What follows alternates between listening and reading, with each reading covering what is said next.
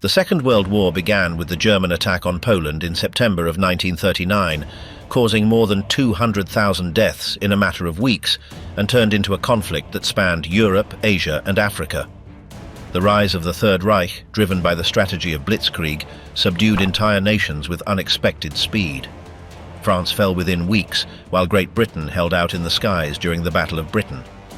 The Mediterranean, North Africa, and the Balkans became decisive battlegrounds before Hitler launched the massive invasion of the Soviet Union with Operation Barbarossa. The battles of Moscow and Stalingrad marked the German retreat, the latter being one of the bloodiest with millions of casualties. By the end of 1944, the Reich was in full retreat until Berlin fell under Soviet siege in April of 1945. Hitler disappeared amid the collapse, leaving behind a mystery that still raises questions. What happened to his body in those final days?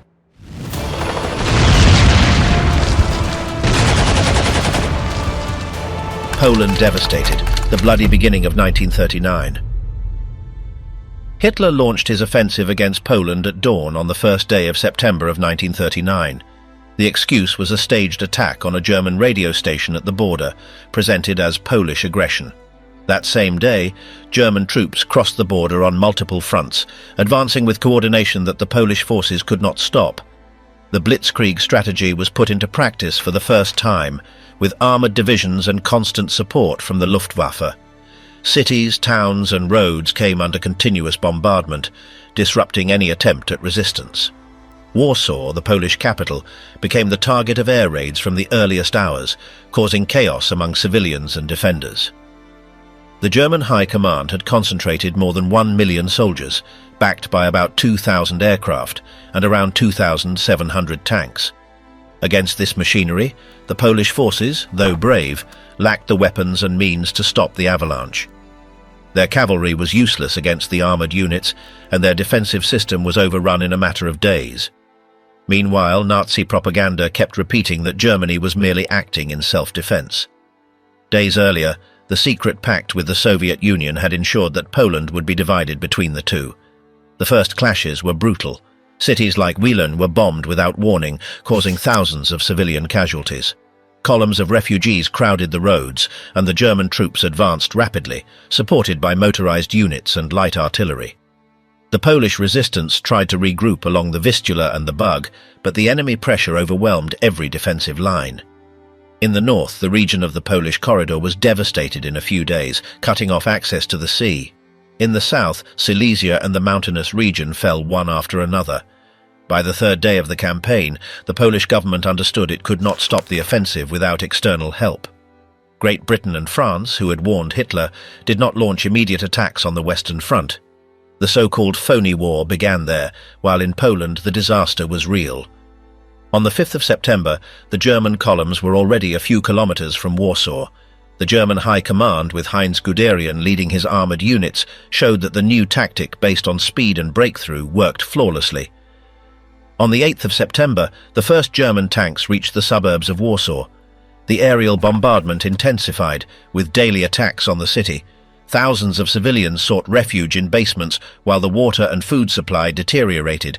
The Polish authorities, led by Marshal Edward Śmigły-Rydz, ordered a defense at all costs, but the encirclement was inevitable. Communications with other regions of the country were cut off, and the capital became an improvised fortress. Meanwhile, the Soviet Union was preparing to fulfill its part of the pact. On the 17th of September, the Red Army crossed Poland's eastern border. Without a declaration of war, they advanced in several columns toward Brest-Litovsk, Grodno and Lwów. This invasion from the east eliminated any hope of organized resistance.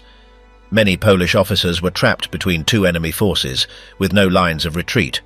The government and the Polish president crossed into Romania to avoid capture, leaving the country without central command. The fighting continued in several areas, with desperate defences such as that of Modlin and the Hel Peninsula. However, by the end of September, most of the territory was in German or Soviet hands. On the 28th of September, Warsaw surrendered after enduring more than 3 weeks of bombardment. The civilian population had withstood constant attacks that destroyed entire neighborhoods. The casualties were enormous, and defensive resources were depleted, After the fall of the capital, Germany and the Soviet Union formalized the division of the country in a new agreement signed on the 29th of September. The borders were drawn according to the secret protocol of the August Pact. Millions of Poles came under German occupation, while many others fell under Soviet control. Reprisals began immediately. The Gestapo arrested intellectuals, political leaders, and military personnel. In the east, the NKVD deported thousands of families to Siberia. In the following weeks, the Polish resistance reorganized underground. Fighting groups were formed in the occupied cities, known as the Home Army. Meanwhile, in the areas controlled by Germany, measures of Germanization, property confiscation, and persecution of the Jewish population were implemented. Terror was constant, with public executions and collective punishments. Nazi authorities saw Poland as a territory to be exploited and subdued. The military campaign, which had begun with a surprise attack, ended in less than 6 weeks. The world watched as an entire country was erased from the map by two powers. Great Britain and France declared war on Germany on the 3rd of September, but their inaction on the Western Front gave Hitler time to consolidate his conquests. Poland became an example of the brutality of the new modern warfare, where aviation and armored units set the pace. In October, German propaganda celebrated the victory as a show of the Reich's strength. In Berlin, Hitler was welcomed as a hero by the Nazi elites. At the same time, in the east, the Soviets held parades in occupied cities. Cooperation between the two regimes became evident with prisoner exchanges and coordination of movements in the border zones. For the Polish population, this marked the beginning of a double occupation, marked by mass arrests, deportations, and executions. In the first days of November, the Germans created the General Government, administered by Hans Frank, to manage the central part of the country. Warsaw was placed under his direct control. The repressive measures included the closure of universities, confiscation of property, and the establishment of ghettos to concentrate the Jewish population. This policy, which began with isolation and forced labor, would later become systematic extermination. But in that autumn of 1939, total control was already a reality. In December, as winter blanketed Polish cities in snow, the occupying forces consolidated their positions. Gestapo and Wehrmacht patrols maintained vigilance, while Soviet units completed the annexation of the east. Thousands of Polish prisoners were sent to internment camps, where officers and soldiers were separated from the civilian population. Some would be executed months later in massacres such as that of Katyn. The attack on Poland had shown that the blitzkrieg method was devastating when speed, coordination, and aerial terror were combined. The lessons learned would be used again in Western Europe. Great Britain and France, although officially at war, still had not responded with significant attacks. In London and Paris, plans were discussed, but in the fields of Poland, the real war had already left thousands dead and a country split in two. The last operations of the year focused on securing the eastern border and relocating displaced populations. In western Poland, the Germans began conducting censuses and administrative reorganization. Political parties and unions were banned, and any act of resistance was punished with executions. In the east, the NKVD carried out purges against officers, priests, and teachers, seeking to eliminate any trace of the Polish national elite. The goal was to break the country's identity. From silence on the front to the lightning of war. After the invasion of Poland, France and Great Britain declared war on Germany on the 3rd of September of 1939. However, on the Western Front there were no actual battles for months. That period became known as the Phony War, or the Strange War. While Warsaw fell under bombardment, in Western Europe the armies waited without action. The French troops were entrenched along the Maginot Line, a network of fortifications built after the First World War to stop any invader. The British soldiers, sent as the expeditionary force, held positions in northern France, prepared to resist, but with no offensive orders. Hitler took advantage of that time to consolidate his conquests. With Poland divided alongside the Soviet Union, he moved units toward the western border. Nazi propaganda promoted the image of an invincible Führer, while the High Command planned the next offensive. France, for its part, trusted that the Maginot Line would stop any attack. The French government, led by Édouard Daladier, avoided risking a direct clash. Great Britain, with Neville Chamberlain at the helm, maintained a policy of waiting and reinforcing its defences. During those months, the climate of apparent calm on the Western Front contrasted with the brutality in the East. The Germans deported thousands of Poles and Jews to labor camps and prisons. The SS and the Gestapo were already implementing policies of repression and cleansing. Even so, in Paris and London the sense was of a distant war. Newspapers spoke of minor patrols, but there were no major military operations. Meanwhile, the British Air Force conducted reconnaissance flights over the Ruhr, but without significant bombings. Hitler wanted to strike France before the British increased their air strength.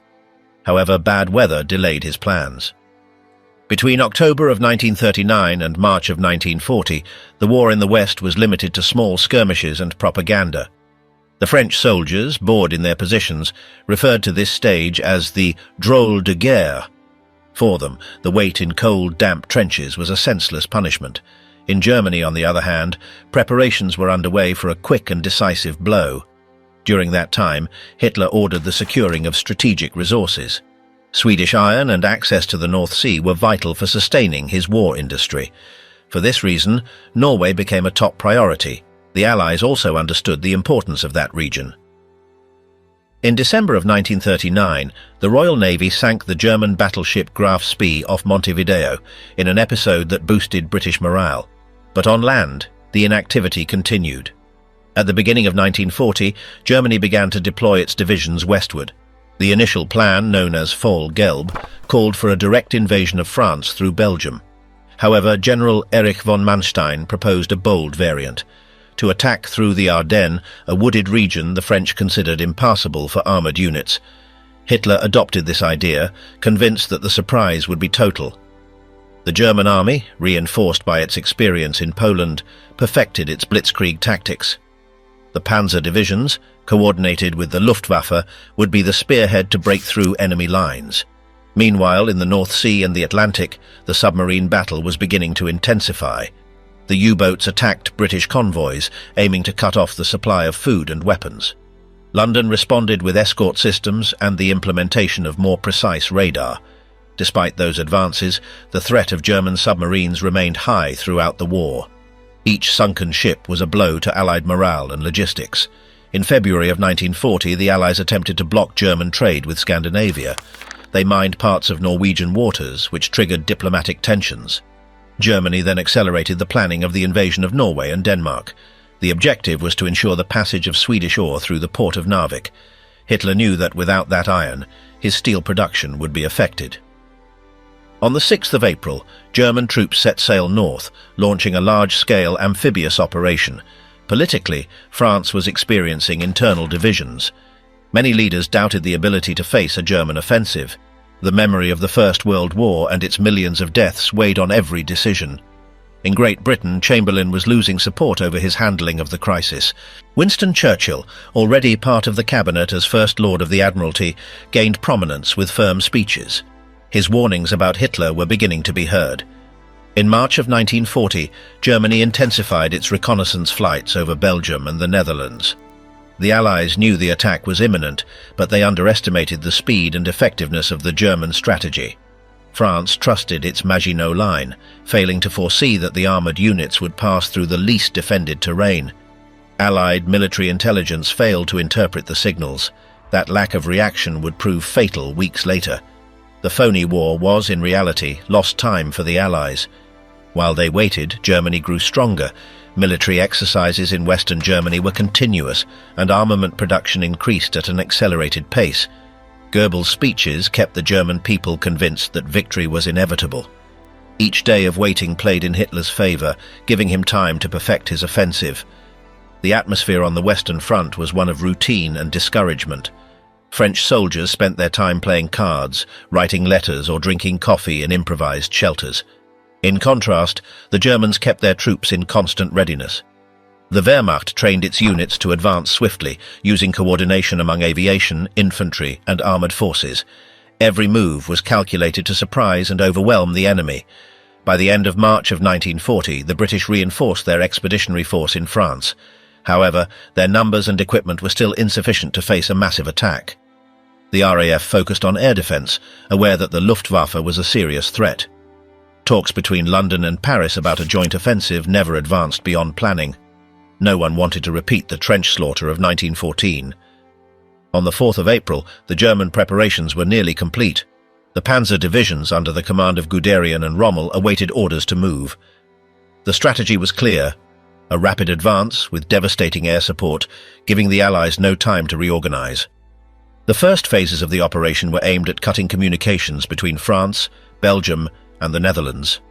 Once that was achieved, the German forces would head for the heart of France.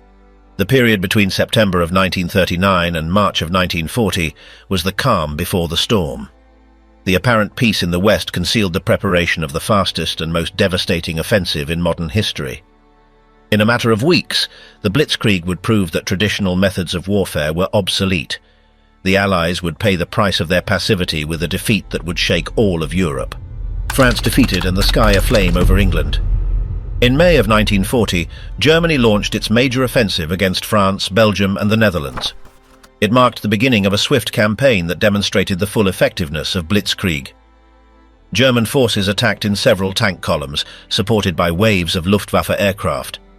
The main objective was to break through Allied defences by crossing the Ardennes, a region the French believed was difficult to traverse with armoured vehicles. The surprise was absolute. On the 10th of May, the panzer divisions began crossing through Luxembourg and Belgium. The Netherlands was struck with devastating air attacks, destroying airfields and communication lines within hours. In Rotterdam, the Luftwaffe launched a massive bombing that forced immediate surrender. German paratroopers seized key bridges, such as the one at Moerdijk, and secured strategic points in record time. The Dutch government was forced to capitulate on the 14th of May. Belgium was also left exposed. The cities of Liège and Antwerp were attacked as Belgian forces tried to halt the advance at the Meuse River. The Allies deployed part of the British Expeditionary Force, along with French units, to contain the onslaught. However, the German plan had already succeeded in breaking the front. The defensive line at Sedan was breached on the 14th of May by Heinz Guderian's armoured units. With heavy artillery and coordinated airstrikes, the French positions collapsed in less than 24 hours. From that moment on, the German army advanced with such speed that it overwhelmed any attempt at counterattack. The roads were clogged with columns of refugees and retreating troops. On the 17th of May, Rommel's tanks crossed toward the North Channel, isolating the Allied armies that had entered Belgium. This maneuver, known as the Ardennes Guillotine, split the French and British forces. In less than a week, the German army controlled a wide swath of northern France, while the Luftwaffe dominated the skies. The situation worsened for the Allies when the Wehrmacht closed the trap around Dunkirk. From the 26th of May to the 4th of June, Operation Dynamo took place, a massive evacuation organised by the Royal Navy.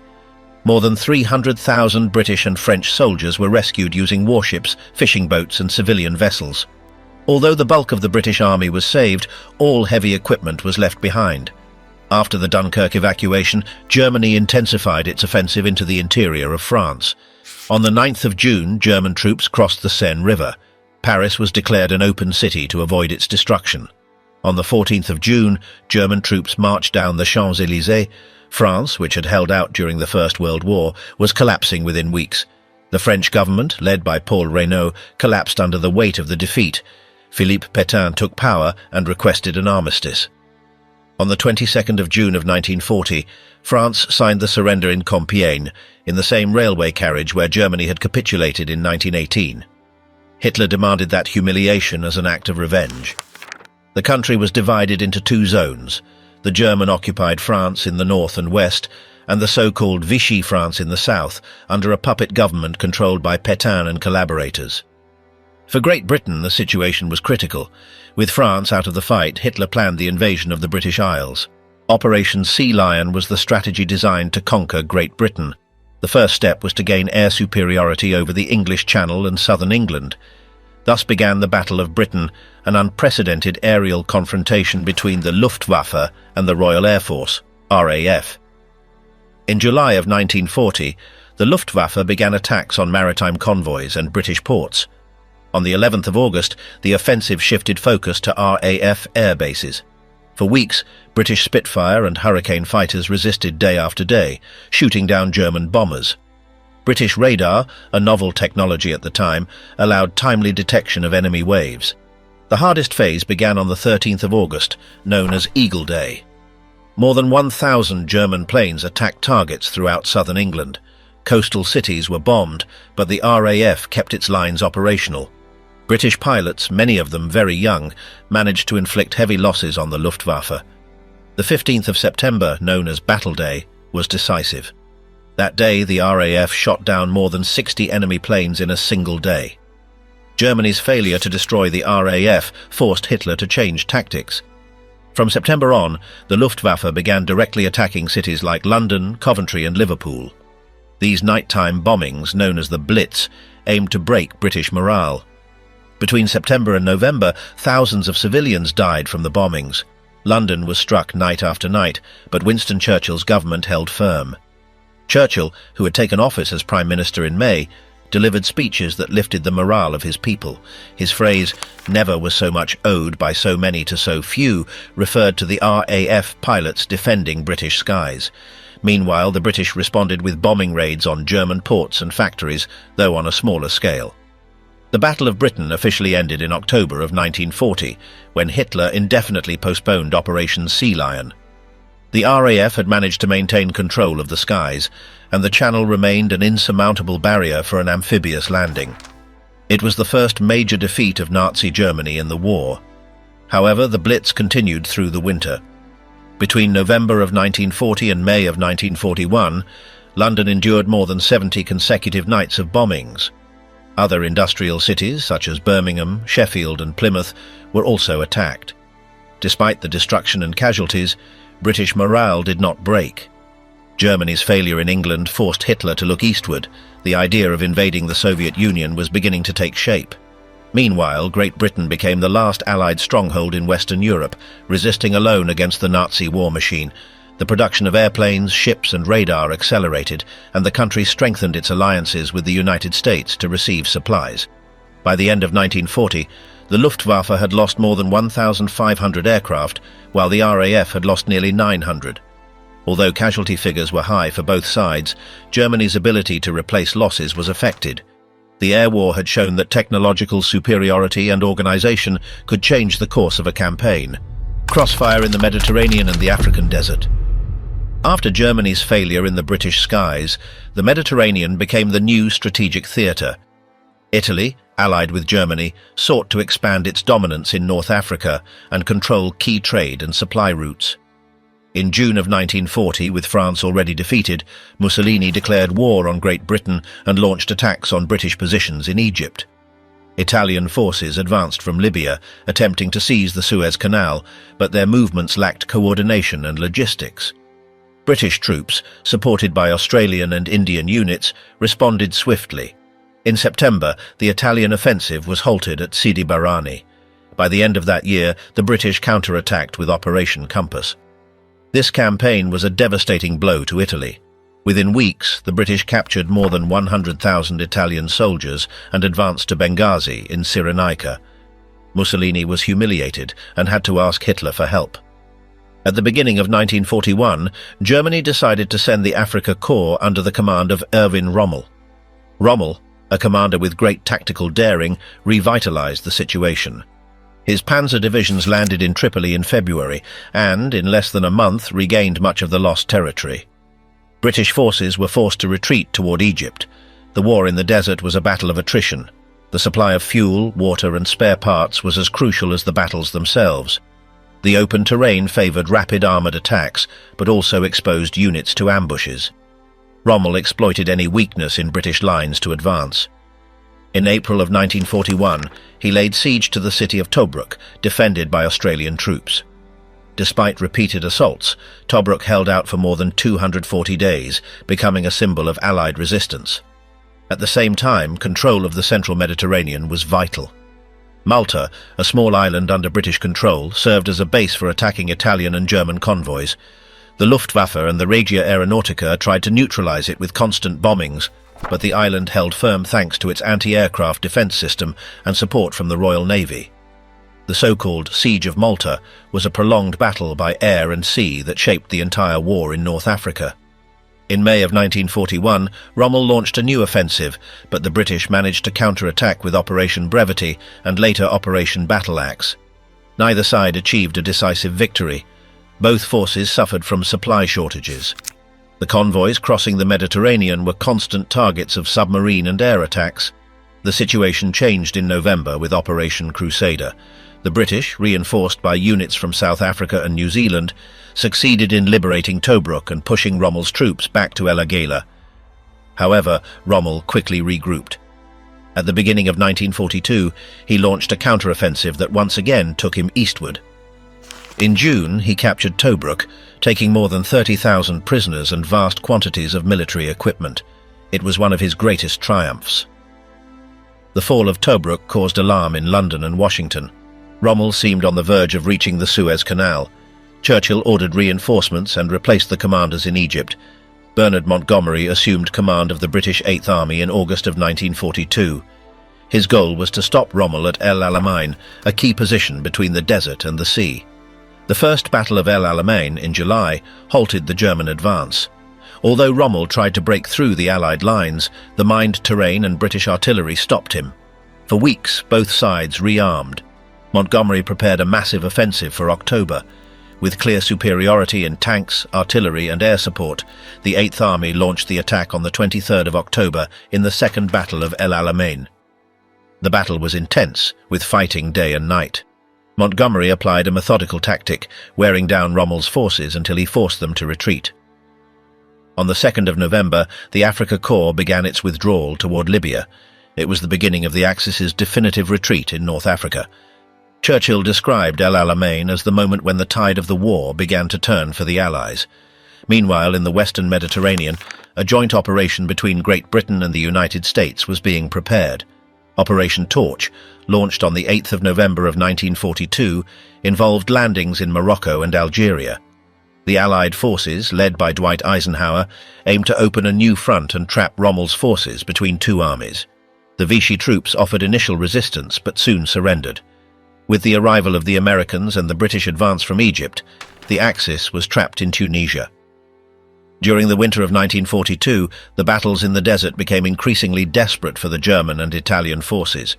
Supply convoys were sunk in large numbers by Allied submarines and aircraft operating from Malta.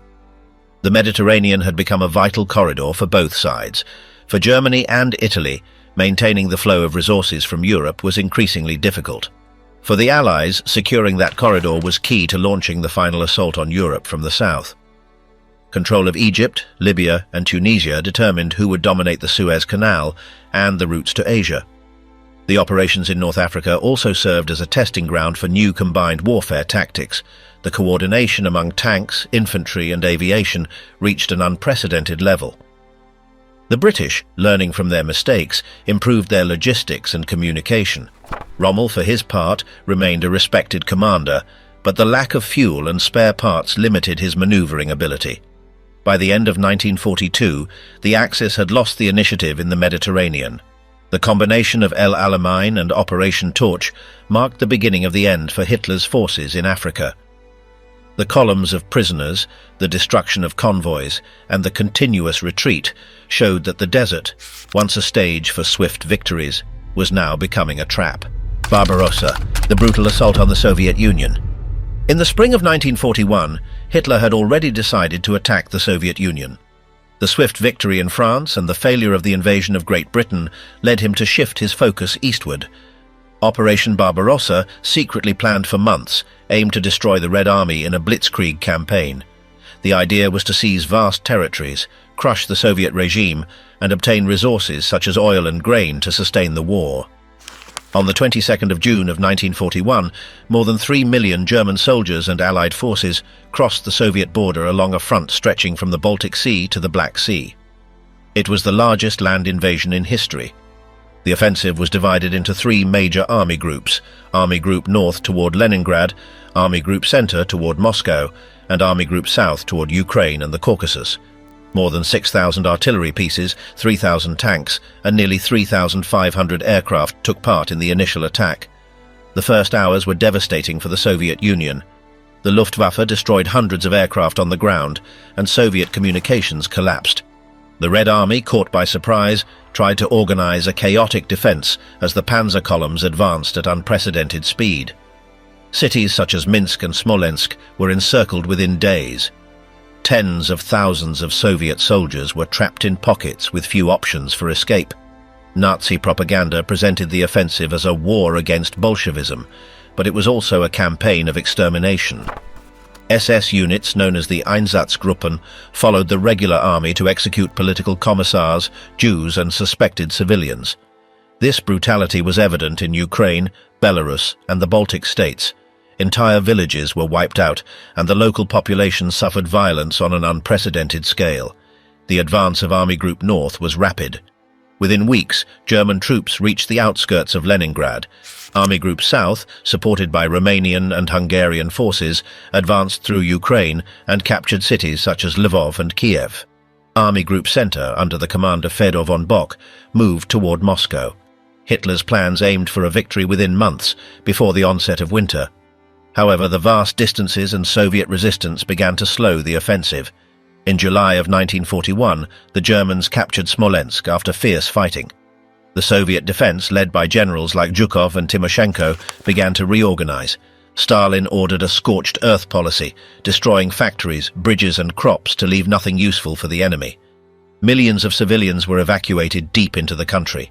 The war in the east became a total war.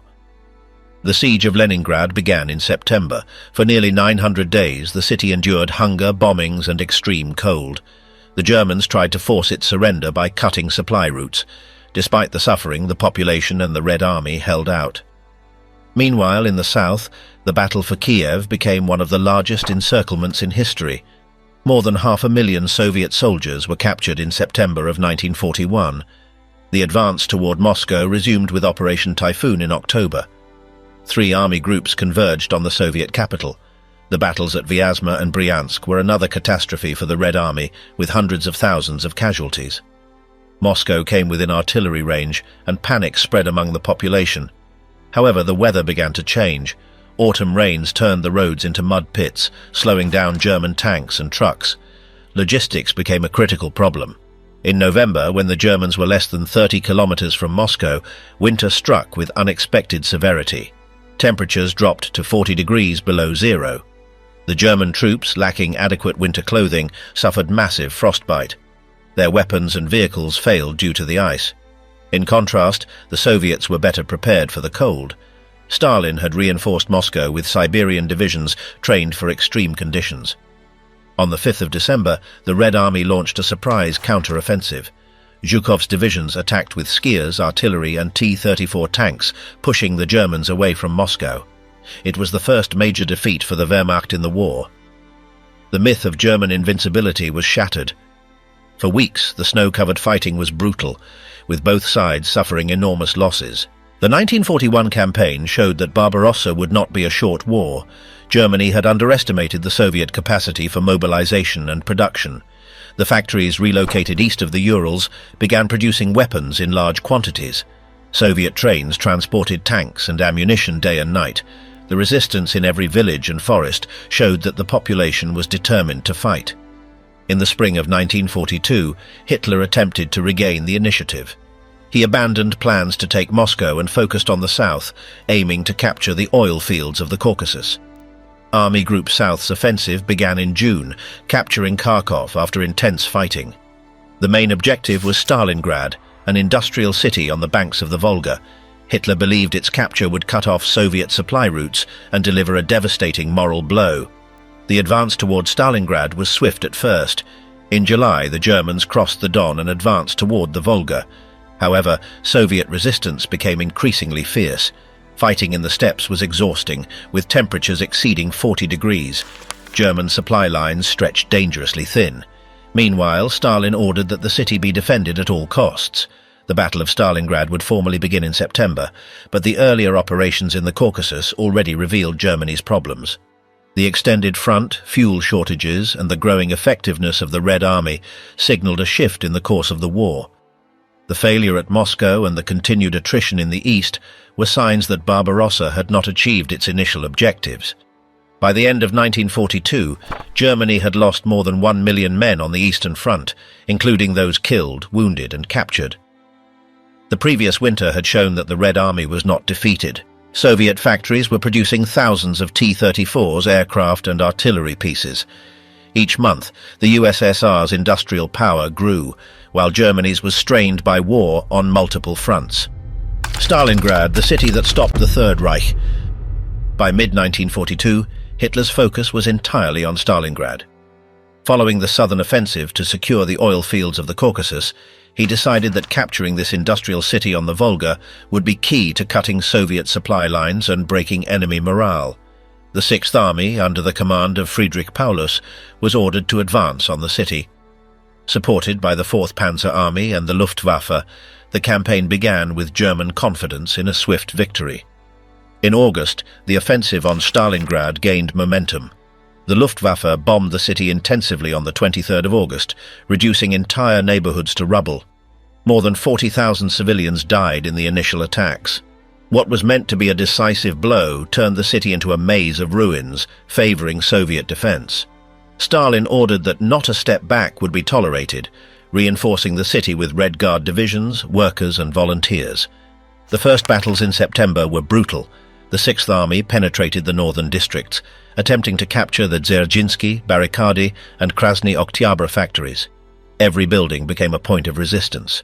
Soviet units, under the command of Vasily Chuikov, adapted to urban combat with a strategy called "hug the enemy," staying as close as possible to German lines to reduce the effectiveness of artillery and airstrikes. The streets of Stalingrad were filled with snipers, mines and ambushes. The Luftwaffe continued to bomb the city, but the rubble provided cover for the defenders. Casualties numbered in the thousands each week. The Germans would capture a city block only to lose it the next day. The advance, expected to last days, became an endless war of attrition. The civilian population, trapped on the front lines, survived among the ruins without sufficient water or food. In October, fighting intensified around the factories. The Sixth Army launched daily assaults to take control of these industrial complexes, but Soviet defenders repelled them with artillery, grenades and hand-to-hand combat. The sound of bombings and destruction was constant. The Soviets received reinforcements by crossing the Volga under German artillery fire. Each night, small boats transported soldiers, weapons and ammunition. Hitler demanded that Paulus take the city at any cost. More divisions were sent to the front, but the advance was measured only in meters. Meanwhile, winter approached, and the Soviet High Command prepared a massive counterattack. Operation Uranus, planned by Zhukov and Vasilevsky, aimed to encircle the German forces inside Stalingrad by attacking their flanks, which were defended by less prepared Romanian and Hungarian armies. On the 19th of November of 1942, Operation Uranus began. More than 1 million Soviet soldiers, supported by 6,000 artillery pieces and 1,000 tanks, struck the Axis weak points to the north and south of the city. Within days, the German forces were surrounded.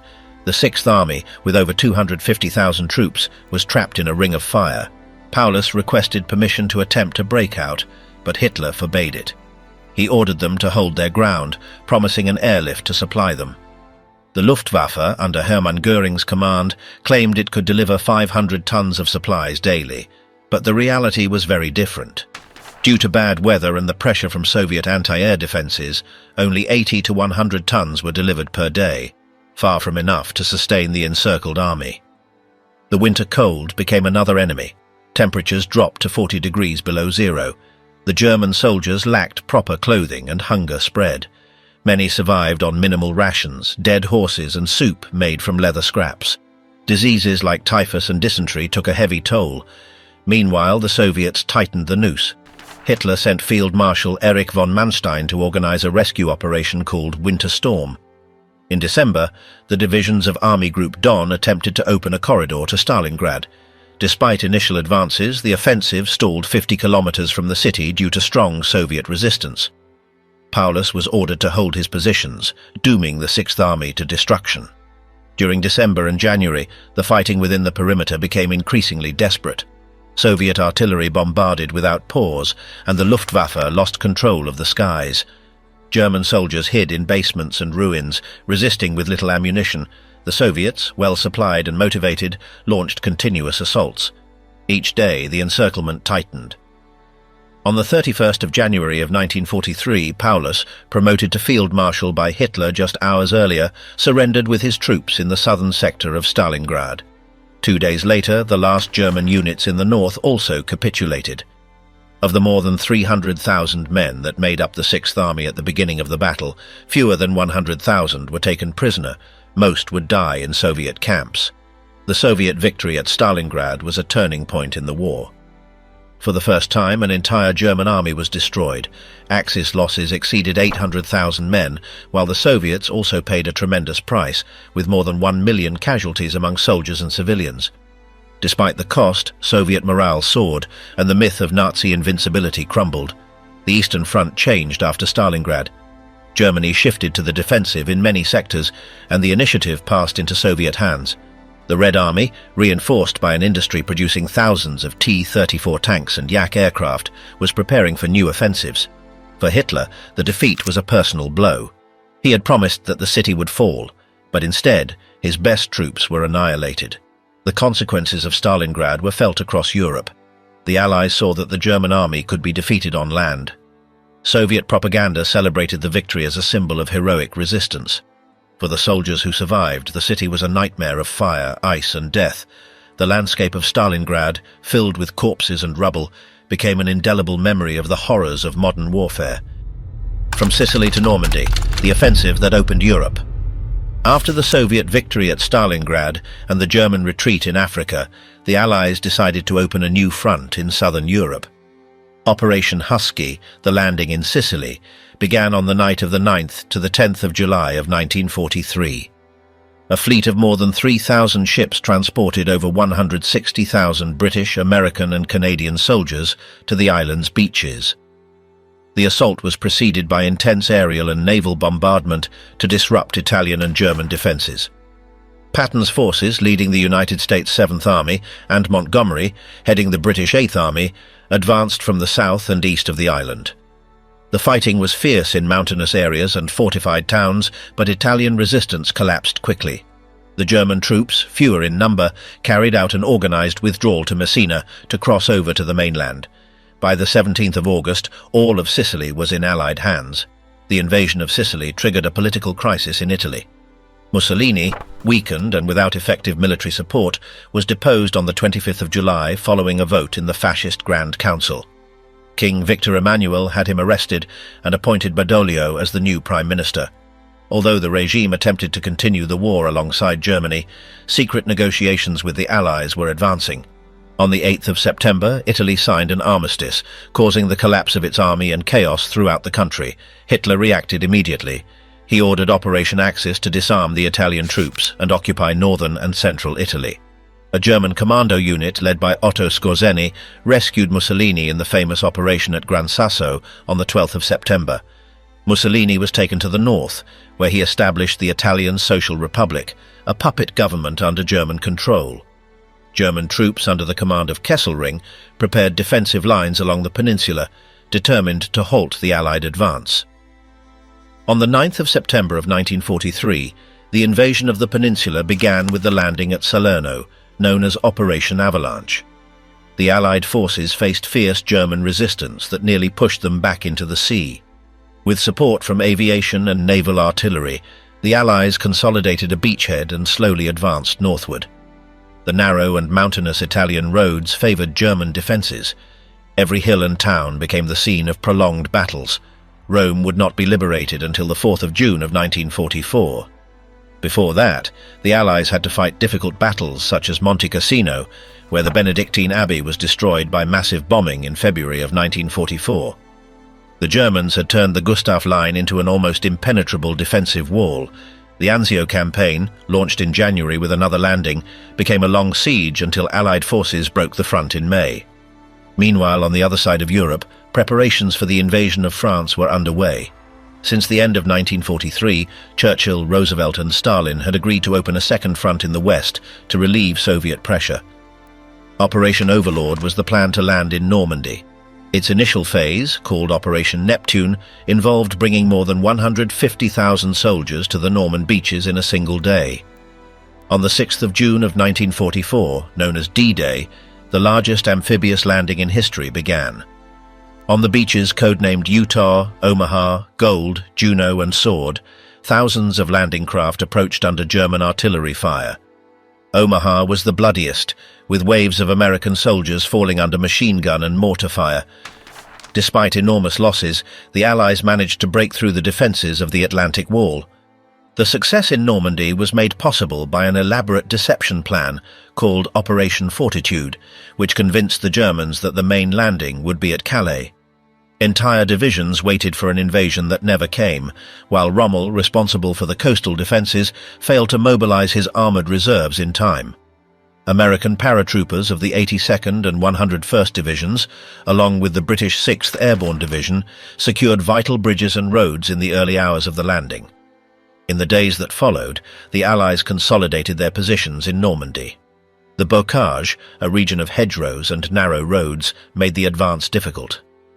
Fighting in cities like Carentan and Caen was intense, with artillery and aerial bombardments destroying entire neighbourhoods. Sherman and Churchill tanks clashed against Tiger and Panther armour in mined fields. The advance was slow but steady. On the 25th of June, Operation Cobra allowed American forces to break the German lines near Saint-Lô. Patton, commanding the Third Army, advanced rapidly to the south and west, liberating cities like Avranches and Brest. At the same time, the British and Canadians launched Operation Goodwood to apply pressure in the eastern sector. These offensives forced the Germans to retreat toward the Seine River. On the 19th of August, Paris rose up in insurrection against the German occupation. Resistance forces attacked barracks and strategic points. On the 25th of August, the troops of General Leclerc, along with the 4th American Division, entered the city to cheering crowds. The liberation of Paris was a key moment in the campaign, although Hitler had ordered the city destroyed before it could fall into Allied hands. General Dietrich von Cöltitz disobeyed those orders, surrendering the capital without razing it. The invasion of Normandy marked the beginning of the liberation of Western Europe. By the end of August, the German army was retreating into Belgium. The Allies had secured key ports like Cherbourg and were ready to launch new offensives toward the Rhine. However, losses had been high. More than 200,000 Allied casualties and a similar number of German soldiers killed, wounded or captured. The success of Overlord changed the course of the war in the West. With Italy partially liberated and France recovered, the next objective was to enter the heart of Germany. But first, the Allies would have to face fierce resistance in the Ardennes and coordinate with the Soviet offensive in the east. The war was entering its final phase, with the Reich increasingly cornered. Germany on the brink of the abyss, 1944. By the end of the summer of 1944, the Third Reich was in retreat on nearly every front. After the liberation of France and the Allied advance from Normandy, German troops were pulling back into Belgium and the Netherlands. In the east, the Red Army had destroyed much of Army Group Centre during Operation Bagration, advancing hundreds of kilometres in just a few weeks and liberating Belarus and part of Poland. The pressure on Germany was total. In the west, the Allied offensive continued with unexpected speed. Patton, commanding the United States Third Army, crossed the Seine River and liberated cities like Reims and Nancy. Montgomery, leading British and Canadian forces, was advancing toward Antwerp and northern Belgium. The capture of Antwerp, with its port intact, was crucial for supplying Allied armies moving ever farther from Normandy. However, the Germans retained control of the Scheldt River estuary, delaying the full use of the port. German resistance remained strong in strategic areas. The armoured divisions, though weakened, fought fiercely with every retreat. Hitler ordered his commanders not to yield ground without a fight, which caused enormous losses among his own troops. The war became a series of brutal battles in cities and forests, with continuous bombing by Allied air forces. The German Air Force was practically neutralized by the superiority of Allied fighters and bombers. In September, Montgomery launched Operation Market Garden, an ambitious plan to cross the Rhine through a combination of paratroopers and ground assaults. British, American and Polish airborne divisions were dropped into the Netherlands to seize key bridges, such as the one at Arnhem. Although some objectives were reached, the operation failed due to strong German resistance and coordination problems. Casualties were high, especially among British paratroopers of the 1st Division, who were surrounded in Arnhem. Meanwhile, the Eastern Front continued its relentless advance. The Red Army liberated Warsaw in a devastating offensive, although the uprising by the Polish Home Army in August had been brutally crushed by the Germans before the Soviet arrival. The city was destroyed, and thousands of fighters and civilians were executed. This tragedy marked one of the cruelest moments of the year. Stalin, for strategic reasons, temporarily halted his troops on the outskirts, allowing German forces to suppress the insurrection. In southern France, the Allies had opened a second front with Operation Dragoon in August of 1944. They landed on the Mediterranean coast, liberating Marseille and Toulon in a matter of days. From there, they advanced north, linking up with forces coming from Normandy. This maneuver cut off German supply lines and accelerated the collapse of their defences across France. By October, the war had reached the German border. The Siegfried Line, a series of fortifications built in the 1930s, became the next obstacle. The battles in Aachen and the Hürtgen forest were intense, with house-to-house combat and difficult terrain covered in mines. The Allies advanced slowly, paying a high price for every kilometre. Despite their retreat, the Germans remained well entrenched and used heavy artillery to repel each attack. Hitler, increasingly isolated in his headquarters, bet on a major offensive to change the course of the war in the West. Thus, the plan for the Battle of the Ardennes was born, conceived as a surprise blow that would divide the Allies and capture the port of Antwerp. At the end of December of 1944, more than 200,000 German troops, supported by 1,000 tanks and artillery pieces, launched an attack in the dense Ardennes, taking advantage of poor weather that grounded Allied aviation. The assault began on the 16th of December. The American divisions in the sector, surprised by the offensive, were pushed back. Bastogne, a strategic crossroads, was encircled by German forces. However, the resistance of the 101st Airborne Division, supported by armoured units, managed to halt the advance. Patton reorganised his Third Army and, in a rapid manoeuvre, turned north to relieve Bastogne on the 26th of December. As the weather improved, Allied aircraft returned to the skies, destroying German columns trapped on icy roads. The Battle of the Ardennes became Hitler's last major attempt to change the course of the war. Although the Germans managed to penetrate up to 80 kilometers into the Allied front, they could not sustain the momentum. The losses were devastating. More than 100,000 Axis soldiers killed, wounded, or captured. The failure of the offensive left the German army exhausted, with insufficient reserves to stop the advance toward the Rhine. At the same time, in the east, the Soviet winter offensive began in January of 1945. The Red Army crossed the Vistula and advanced into East Prussia and Silesia, liberating Warsaw and closing the encirclement around Budapest. The fighting in Hungary was fierce, with the siege of the Hungarian capital lasting until February. Army Group North was trapped in the Courland Pocket, where it would hold out until the end of the war. In the Netherlands, Allied operations advanced slowly due to flooding caused by the destruction of dikes. The civilian population suffered extreme hunger during the so-called Hunger Winter of 1944 to 1945. Humanitarian aid convoys sent by the Allies would alleviate the crisis months later, as the Germans began to retreat toward their own territory. On the Western Front, crossing the Rhine became the main objective. In early March of 1945, the Allies captured the Remagen Bridge intact, allowing a rapid advance into the industrial heart of Germany. German cities were devastated by constant bombings. Dresden, in February, suffered one of the most destructive air raids, with fires that leveled entire neighborhoods and caused tens of thousands of deaths. The German collapse in 1944 was the result of combined pressure from all fronts. The loss of France, defeats in the east, and the failure of the Ardennes offensive left the Reich without any real offensive capability. The morale of the troops and the civilian population was crumbling as the war drew closer to German soil. The ferocious fall of Berlin. In April of 1945, the Third Reich was on the verge of collapse. Soviet forces had crossed the Oder and were less than 70 kilometers from Berlin. The Red Army, with more than 2 million soldiers and overwhelming artillery, prepared for the final assault. Zhukov, commanding the 1st Belarusian Front, and Konev, leading the 1st Ukrainian Front, competed to be the first to take the capital of the Reich. On the 16th of April, the offensive began with a massive attack on the Silo Heights.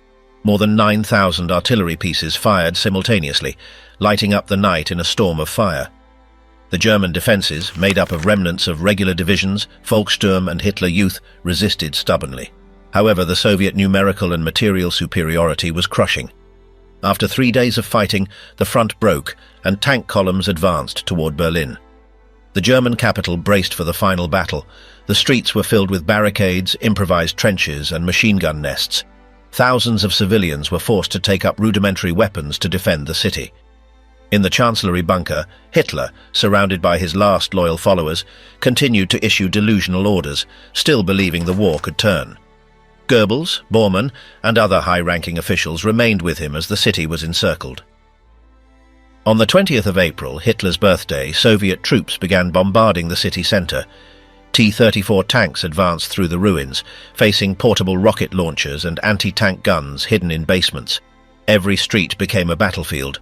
Casualties were enormous on both sides, and civilians were trapped between gunfire and flames. The advance by Zhukov from the east and Konev from the south accelerated in the following days. The fighting focused on strategic points such as Tempelhof Airport and the Tiergarten. The Luftwaffe had virtually ceased to exist, and Soviet artillery fired relentlessly. The remnants of German divisions attempted to delay the advance with suicidal counterattacks, but the encirclement tightened steadily. On the night of the 23rd of April, Hitler realized the situation was irreversible. He refused to abandon Berlin, insisting on staying in the Chancellery. Days later, he ordered the troops to fight to the last man. Goebbels, fanatical to the end, urged Berliners to fight by any means available. The city burned and smoke filled the sky as the Red Army approached the center. On the 25th of April, Soviet vanguards completely surrounded Berlin. That same day, in Torgau, American and Soviet forces met on the banks of the Elbe, sealing the division of Germany. Meanwhile, the capital had become a death trap. Civilians sought refuge in subway stations, which were soon flooded by bombs and collapsing structures. The fighting for the Reichstag began on the 27th of April. For the Soviets, raising their flag over the Nazi parliament was a symbolic objective. The Guard divisions advanced through the ruins, facing snipers, mines, and crossfire. Every floor of the building was taken at great cost, with hand-to-hand combat lasting for hours. On the 30th of April, the red flag finally waved atop the Reichstag, marking the definitive collapse of German defense. Remains of a dictator, the final day of the Reich. In the first days of May of 1945, central Berlin had been reduced to rubble. The Red Army had taken the Reichstag, the main streets, and the bridges over the Spree. Columns of smoke were visible from kilometers away. The Chancellery bunker, a subterranean labyrinth, became the last refuge of the Nazi leadership. There, Hitler remained with his closest circle, receiving increasingly grim news. Reports from the front arrived hour after hour. The western divisions had been pushed back to the Elbe, communications were severed, and food and fuel reserves were nearly gone. Hitler's final conversations with his generals were tense. He ordered Berlin to be defended at all costs, though it was clear that no real counterattack capability remained. Senior Wehrmacht commanders like Keitel and Jodl were far from the city, while inside the bunker the atmosphere was one of resignation. Eva Braun, who had remained with Hitler to the end, married him in a brief ceremony in the early hours of the 29th of April. Witnesses to the event described a somber atmosphere, with the sound of Soviet artillery rumbling above the Chancellery. That same day, Hitler dictated his political testament, appointing successors and leaving instructions to ensure his body would not be captured by the enemy. On the 30th of April, with Soviet troops just meters away, preparations were made for the final moments. In the Chancellery garden, a crater was dug to incinerate the remains. At 3:30 in the afternoon, aides heard gunshots from the private rooms. Minutes later, the bodies of Hitler and Eva Braun were carried out, wrapped in blankets. Witnesses, such as Otto Günscher and Heinz Linger, followed the orders to the letter, burning the remains with available gasoline canisters in the courtyard. Smoke mingled with the fires of the city as the small group ensured the bodies were rendered unrecognizable. Amid the bombings, the improvised ceremony went on without interruption. Soviet artillery continued pounding the area, and the sound of explosions blended with that of the flames. After several hours, the fire died down, and the remains were buried in an improvised hole beside the garden wall. The next day, the 1st of May, Joseph Goebbels and his wife Magda made similar decisions, with an equally grim end. Their 6 children were found dead in the bunker as the remaining staff attempted to flee the besieged city. Martin Bormann tried to escape with a group of officers, but would be found dead days later near the Weidendammer Bridge. Hitler's inner circle vanished amid the chaos. On the 2nd of May, General Helmuth Weidling formally surrendered to the Red Army. Berlin came under Soviet control. Patrols entered the Chancellery and began inspecting the underground facilities. In the garden, burned human remains were found, including fragments of bones and teeth that were carefully analyzed. Smersh teams, the Soviet counterintelligence unit, took charge of identifying the remains, confirming they belonged to Hitler and Eva Braun. For weeks, the Soviets kept the discovery secret. Stalin, distrustful of official reports, ordered thorough investigations. The recovered fragments, including teeth and dental bridges, were compared with medical records from Hitler's personal dentist, confirming his identity. The reports were classified, and for years speculation swirled around the final fate of the remains. Meanwhile, in the streets of Berlin, chaos mixed with the first signs of occupation. Soviet soldiers secured strategic buildings, while engineering teams removed mines and booby traps. The few remaining inhabitants emerged from shelters, stunned by the scale of the destruction. The Chancellery, symbol of Nazi power, was in ruins, with collapsed ceilings and hallways flooded with water and debris. Hitler's body, reduced to charred remains, was secretly transported by Soviet units. For years, Moscow kept the reports and bone fragments in top-secret archives. In 1968, the remains were completely destroyed by order of the KGB, with the exception of dental pieces and a skull fragment preserved in historical archives. These findings would be confirmed decades later by forensic studies and DNA analysis. Hitler's end also marked the total dissolution of the Nazi regime. The surviving leaders were captured and tried in Nuremberg. The fall of the Reich was not only the result of battles on the front, but also the internal collapse of a system built on repression and propaganda. Berlin, devastated, was divided into occupation sectors controlled by the victorious powers. Images of the charred remains and the ruins of the Chancellery were never officially released at the time. The Soviet Union used the information as a political weapon in the early years of the Cold War. Rumors even circulated that Hitler had escaped, rumors that persisted for decades due to Moscow's secrecy. However, forensic evidence collected in the Chancellery garden confirmed his fate beyond any doubt. In the months following the war, the bunker was largely dismantled. The ruins were sealed off to prevent them from becoming a site of veneration. The Soviets destroyed nearby structures and turned the area into a neutral space. Decades later, barely any visible traces remained of the place where the final chapter of the Nazi regime was written. The end of Hitler also symbolically marked the closure of an era of violence and destruction. Millions of people died in a war that ravaged cities and entire nations. The fall of the Reich in May of 1945 marked the beginning of a divided Europe, but also the hope of reconstruction. Germany would be split into two states, and Berlin, the epicenter of the conflict, would become the symbol of that division for nearly half a century.